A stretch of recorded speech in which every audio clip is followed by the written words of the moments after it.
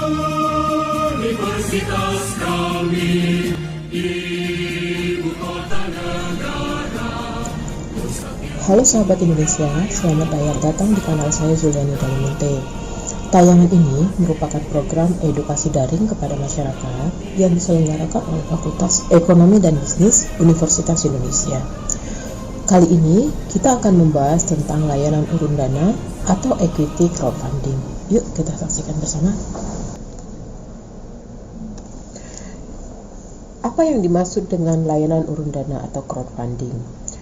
Secara definisi, the crowd itu artinya kerumunan. Jadi pada dasarnya crowdfunding itu adalah proses pengumpulan dana dari banyak orang untuk tujuannya adalah mendanai suatu proyek atau kegiatan.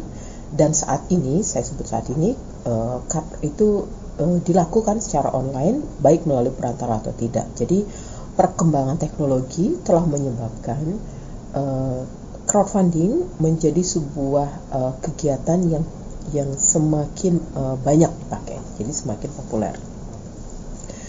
Kita akan membagi crowdfunding ke dalam 3 jenis. Ya, yang pertama itu adalah yang crowdfunding yang sifatnya filantropi. Jadi, misalnya seperti bantuan untuk korban tsunami. Jadi, waktu itu penyelenggara ketika ada korban tsunami, mungkin gempa dan bencana lainnya, mereka mengumpulkan dana yang kemudian disumbangkan kepada para korban. Jadi dalam filantropi crowdfunding ini para orang-orang yang berpartisipasi dalam proses crowdfunding itu tidak mendapat reward apa-apa. Jadi paling mereka akan mendapat laporan. Oke, uangnya udah disumbangkan, sudah diserahkan kepada yang berhak dan sebagainya. Sifatnya hanya laporan tanpa reward. Yang kedua adalah jenis reward based crowdfunding. Reward based crowdfunding ini ada reward tertentu yang diterima oleh para orang-orang yang berpartisipasi dalam crowdfunding itu, tapi bentuknya bukan uang. Jadi misalnya dalam proyek penyelamatan terumbu karang, ya katakan, atau program penyelamatan terumbu karang di timur Indonesia misalnya.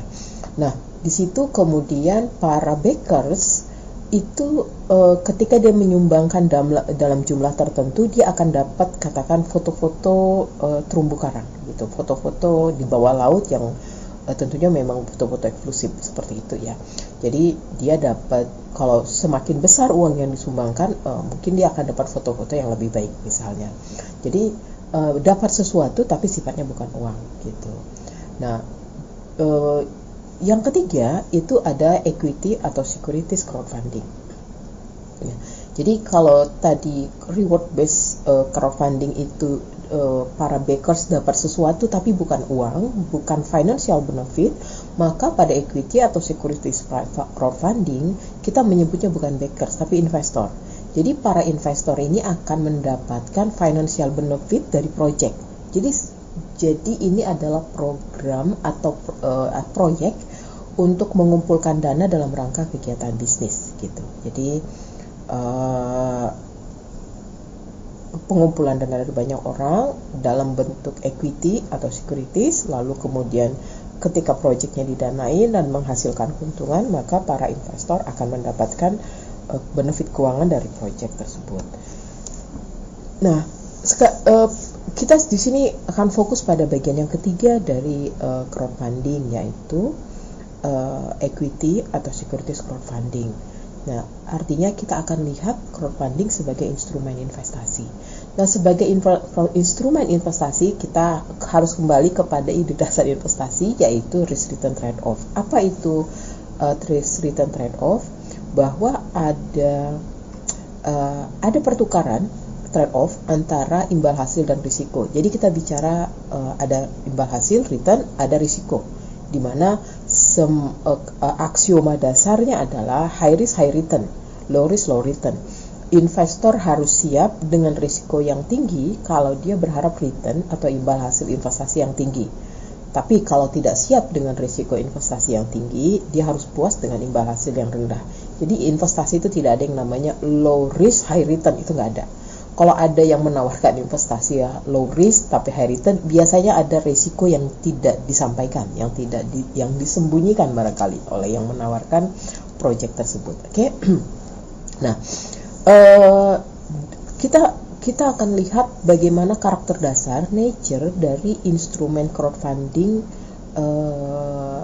sebagai instrumen investasi. Ide dasar nature dari crowdfunding itu adalah ekuitas. Apa arti ekuitas? Ekuitas itu adalah bentuk kepemilikan saham, gitu ya. Dimana karena dia adalah pemilik, maka investor akan menanggung resiko bisnis yang melekat pada bisnis yang didanai, gitu. Dan sebagai ekuitas di sini tidak ada, jadi tidak ada kewajiban dari pengelola usaha untuk membayar kembali pokok ekuitasnya. Jadi tidak juga wajib membayar bunga atau dividen secara berkala, tapi investor bisa menjual sahamnya kepada investor lain. Ini perbedaan yang mendasar dengan hutang. Kalau investasi dalam suatu proyek sebagai hutang, maka si investor, ya kita lebih sering menyebutnya kreditor tuh berhak atas pembayaran bunga secara berkala dan berhak atas pembayaran kembali pokok pinjaman. Tapi kalau dia sifatnya ekuitas, tidak ada kewajiban membayar bunga dan pokok. Apa kelebihan crowdfunding sebagai instrumen investasi? Yang pertama adalah tadi, karena bentuknya kepemilikan, maka investor berhak atas pembagian laba seperti dividen, ya. Jadi ketika perusahaan memutuskan, rapat umum pemegang saham memutuskan akan ada pembagian dividen dari laba, maka semua yang pemilik, berapapun proporsinya, berhak atas persentase laba yang dibagikan. Yang kedua, karena ini bentuknya adalah kepemilikan, maka ketika usaha yang didanai itu mengalami pertumbuhan di masa akan datang, maka investor pemegang saham dia akan berhak atas potensi pertumbuhan itu. Jadi bayangkan ketika dulu Bill Gates itu membangun Microsoft dari sebuah gudang kecil di rumahnya, dari garasi, gitu ya, dari sebuah garasi kecil, di mana para investor hanya menyumbang di mana para investor berpartisipasi dalam jumlah hanya beberapa ribu dolar, saya kira pada awal investasinya. Lalu kemudian ketika Microsoft berkembang jadi billion US dollar value dari perusahaannya, maka setiap investor, katakan dia berpartisipasi 5%, 10%, 50%, itu akan berhak terhadap value dari perusahaan proporsi terhadap kepemilikannya. Jadi dalam bentuk yang very optimistic, ya, equity crowdfunding ini memberi kesempatan investor yang dia cuma berinvestasi dalam jumlah kecil ketika perusahaan itu baru didirikan, dia bisa berkesempatan untuk mendapatkan cash flow yang tinggi, value yang tinggi ketika perusahaan itu growth. Ini sisi unggul kenapa crowdfunding itu bisa menarik. Ya, jadi bisa, terutama karena crowdfunding biasanya merupakan sumber pembiayaan pada awal masa berdirinya usaha, ketika usaha itu masih kecil, ya. Jadi sehingga persentase, ya kalau value awalnya masih kecil, 5% atau 10%-nya juga masih kecil, gitu ya.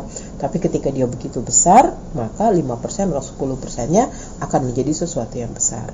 Jadi, sehingga dengan gagasan ini, dengan konsep ini, maka bisa dikatakan bahwa crowdfunding ini dapat nanti menjadi semacam alat untuk mendemokratisasi kue atau pertumbuhan ekonomi. Kenapa? Karena masyarakat yang mungkin investasinya masih kecil, yang kemampuannya untuk berinvestasi tidak besar, beda dengan kalau dia ke pasar modal, ini bisa menikmati kue atau pertumbuhan ekonomi ketika usaha yang didana itu tumbuh besar.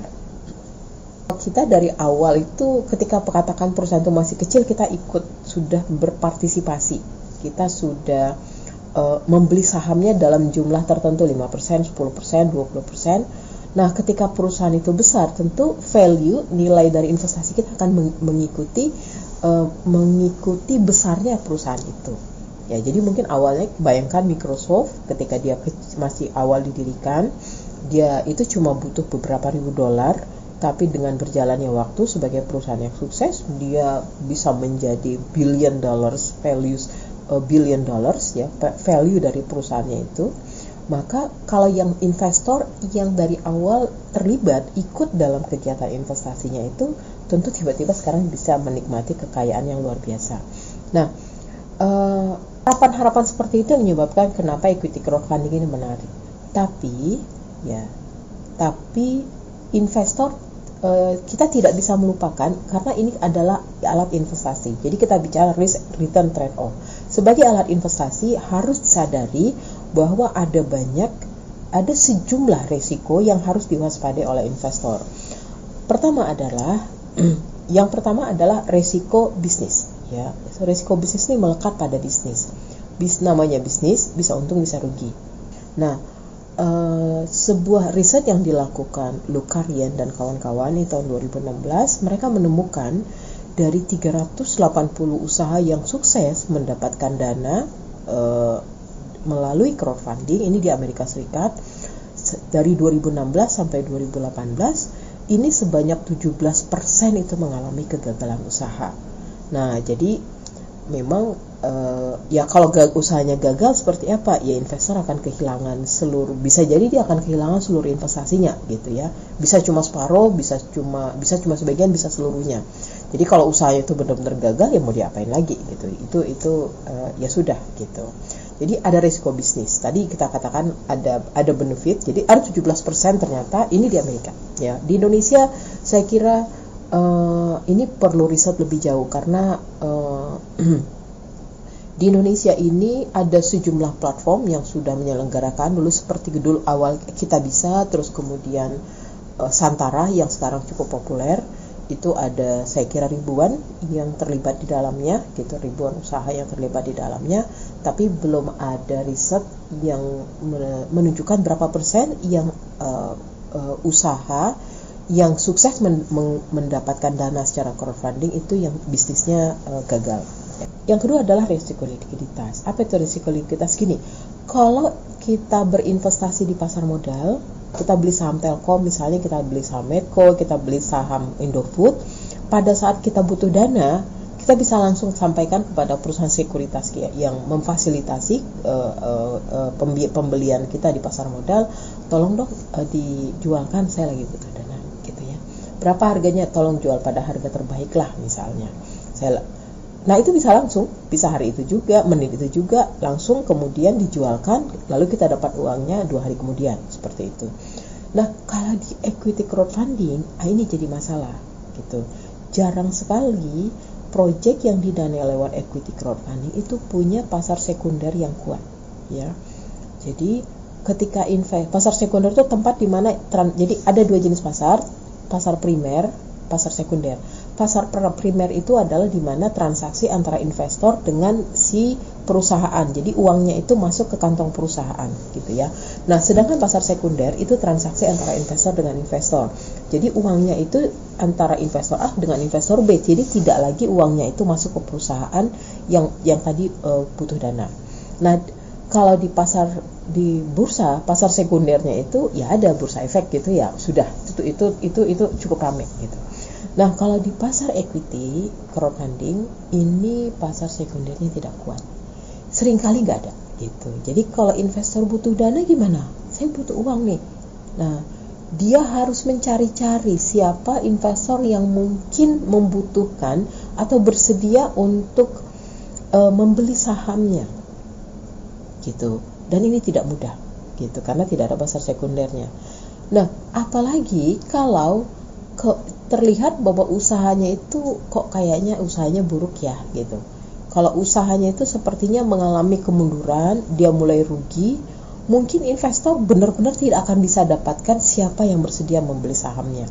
Tuh, karena yang di sana investor lain, oh enggak deh saya nggak mau beli, usahanya mau. Jadi kesulitnya pasar sekunder ini adalah risiko yang harus diwaspadai oleh investor. Jadi keterbatasan pasar sekunder ini harus diwaspadai oleh investor. Jadi kalau berharap uangnya bisa dapat anytime, itu akan sulit, gitu ya. Oke. Risiko yang ketiga yang dihadapi oleh investor itu adalah risiko settlement. Jadi risiko bahwa walaupun akhirnya saya dapat, kalau dapat orang yang mau beli saham saya misalnya, atau saya mau beli saham dari investor lain. Nah, berarti kan ada transaksi antara investor A, investor B yang saling tidak mengenal, karena tadi kan transaksi lewat penyelenggara dan online. Itu kemudian karena yang satu harus menyerahkan saham, yang satu harus menyerahkan uang. Kalau di bursa itu ada lembaga yang menjamin clearing dan settlement seperti ini. Nah, kalau di pasar security crowdfunding, equity crowdfunding ini nggak ada atau terbatas. Nah, ini ada risiko bahwa mungkin yang A sudah menyerahkan uangnya tapi sahamnya nggak dapat. Sementara atau yang sebaliknya, yang satu sudah menyerahkan sahamnya, kok uangnya nggak dapat gitu ya. Ada risiko itu. Itu harus disadari oleh investor atau pemodal. Nah, yang keempat yang nggak kalah penting adalah risiko moral hazard. Nah, apa itu risiko moral hazard? Jadi moral hazard itu artinya gini, orang yang kita percaya tidak bertindak seperti apa yang kita inginkan, kira-kira begitu. Bentuknya seperti apa kalau dalam investasi crowdfunding ini? Saya paling tidak ada dua. Yang pertama bahwa emiten atau si pengelola usaha itu dia dalam bentuk tidak memberi laporan yang jujur gitu. Jadi laporan yang tidak akurat. Caranya apa? Pertama, dia mungkin melaporkan biayanya terlalu tinggi. Ya, sebenarnya biaya produksinya mungkin cuma 5, tapi dia laporkan 10. Akibatnya apa? Kalau biayanya terlalu tinggi, maka labanya kecil. Kalau labanya kecil, maka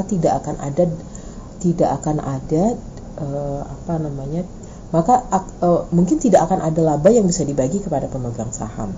Atau dia laporkan pendapatannya rendah gitu. Pendapatannya sebenarnya 100, tapi dia laporkan cuma 50, cuma 70. Sehingga ketika akhirnya dihitung dikurangi biaya, maka labanya kecil atau labanya negatif ya. Sehingga tidak ada laba yang bisa dibagi kepada si pemegang saham. Nah, resiko moral hazard ini mungkin tidak mudah untuk diselesaikan. Karena apa? Karena bagaimanapun investor yang banyak tadi tidak mudah untuk mengawasi bagaimana bisnis itu dijalankan sehari-harinya oleh si pengelola. Nah, bentuk lain dari moral hazard itu adalah bahwa pengelola itu tidak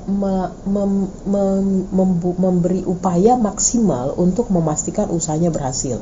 Ini bayangkan kalau misalnya sebuah project bisnis modalnya 10M, lalu kemudian itu modal dia sendiri. Kalau gagal, maka dia akan kehilangan 10 miliar uangnya sendiri. Itu effortnya mungkin all out, siang malam dipikirin gimana biar bisnisnya jalan berhasil begitu.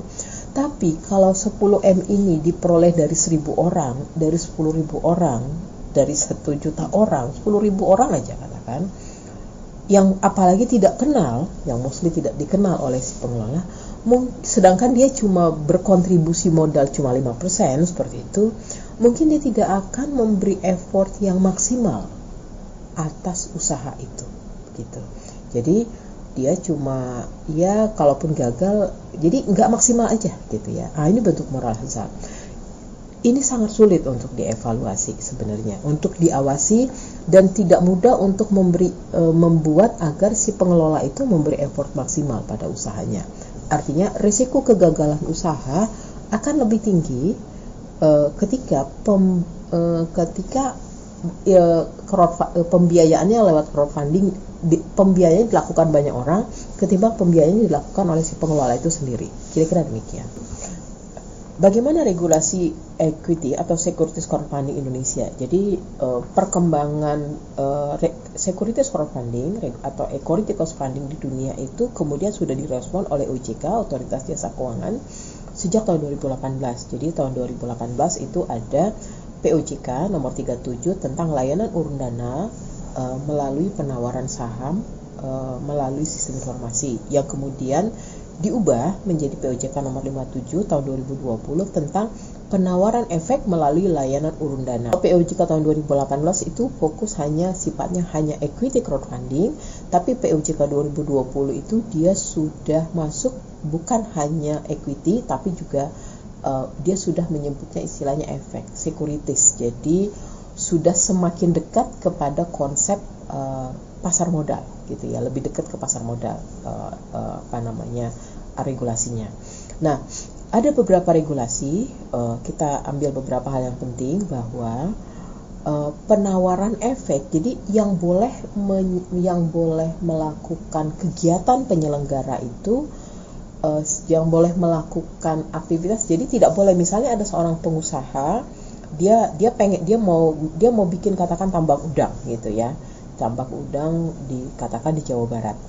Dia tidak bisa langsung menawarkan kepada para mencari pendanaan secara langsung. Dia harus lakukan lewat penyelenggara, ya.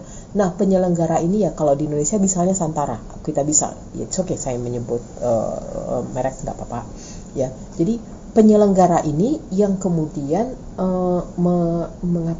memfasilitasi proses penawaran atau pengumpulan dana melalui crowdfunding tadi. Jadi, si penyelenggara ini harus dapat izin OJK. Jadi, OJK akan memeriksa apakah si penyelenggara itu terpercaya, apakah penyelenggara itu punya modal yang cukup, dan apakah dia punya sumber daya manusia untuk menyelenggarakan sebuah layanan urun dana. Jadi penyelenggara ini sebenarnya jadi kayak bursa efek Indonesia gitu ya, seperti mini lah, bursa efek mini, tapi khusus untuk untuk crowdfunding gitu ya, untuk dimana penyelenggara ini harus merupakan badan hukum. Dia menyelenggarakan dan mengoperasikan layanan urun dana.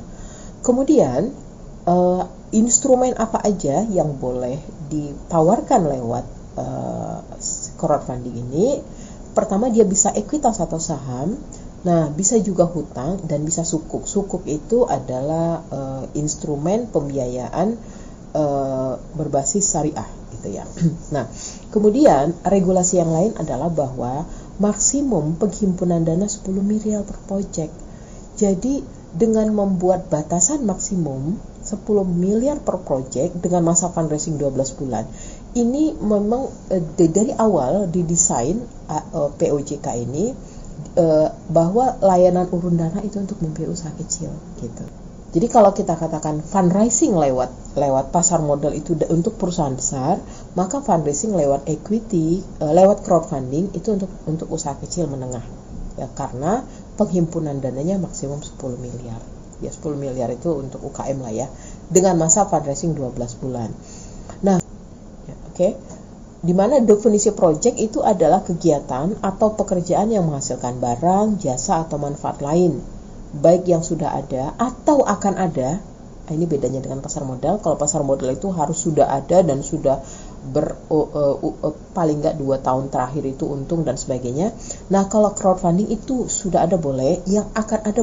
Sekarang kita coba bahas seperti apa pelaku di equity crowdfunding atau securities crowdfunding. Para playersnya itu pertama adalah penyelenggara yang saya katakan tadi, yang berfungsi untuk menyelenggarakan, dia menjadi pasar mempertemukan antara pemodal dan penerbit atau emiten. Jadi ada penyelenggara, ada penerbit atau emiten, dan ada pemodal. Pemodal ini adalah investor, penerbit atau emiten itu adalah usaha yang membutuhkan dana. Jadi ini ada yang membutuhkan dana yang maksimum 10 miliar tadi, satu ya, katakan itu satu usaha, satu proyek, sementara pemodalnya ini bisa sangat banyak, bisa ratusan, ribuan, puluhan ribu, it's okay, nggak apa-apa. Nah, terus kemudian ada yang di tengah-tengahnya yang memfasilitasi proses ini, itu yang disebut penyelenggara, di mana penyelenggaranya tadi kita katakan dia harus mendapatkan izin OJK. Ya, jadi penyelenggara itu wajib dapat izin OJK. Dia bisa berbentuk PT atau koperasi dengan modal disetor awal minimal 2,5 miliar. Jadi untuk mengajukan izin untuk menjadi penyelenggara, dia harus punya 2,5 miliar modal. Dan kemudian penyelenggara berkewajiban untuk menelaah rencana pengumpulan dana melalui layanan urun dana yang disediakan. Jadi kalau ada penerbit atau emiten, dia mau fundraising melalui layanan urun dana, maka penyelenggara yang memeriksa apakah proposalnya ini layak, apakah proyeknya, jadi dia evaluator awal dari proyek itu. Oke, berikutnya siapa penerbit atau emiten? Dia adalah Badan Usaha Indonesia, bisa berbadan hukum atau badan usaha lainnya, ya koperasi bisa. Pastikan bahwa layanan urun dana ini memang dimanfaatkan untuk UKM, maka penerbit ini tidak boleh merupakan anak usaha dari konglomerat atau dari kelompok besar atau konglomerasi. Jadi dia tidak boleh merupakan anak usaha dari grup.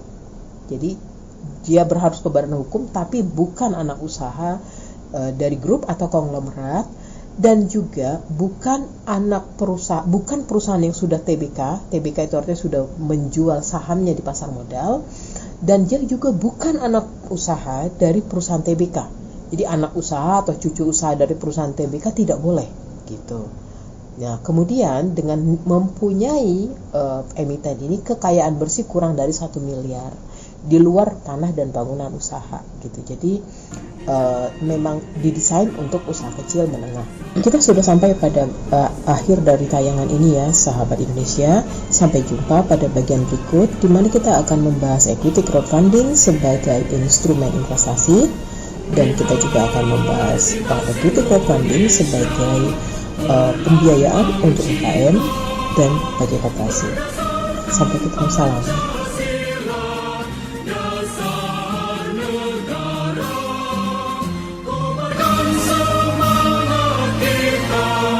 Demi di antara